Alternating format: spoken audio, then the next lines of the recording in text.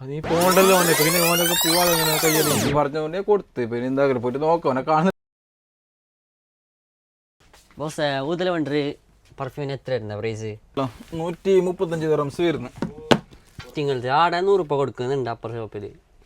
ഒരു കാര്യമൊക്കെ നീ 100 ദിർഹംസിന് കിട്ടുന്നെങ്കിൽ ഒരു 5 പീസ് വേണം. ഞങ്ങൾക്ക് കൊണ്ടു തന്നെ ഞാൻ എടുക്കാൻ എൻ്റെ അടുത്ത് ഓന് ഊതിലുണ്ട് അവിടെ 100 രൂപ കിട്ടുന്ന വരുന്നുണ്ട്.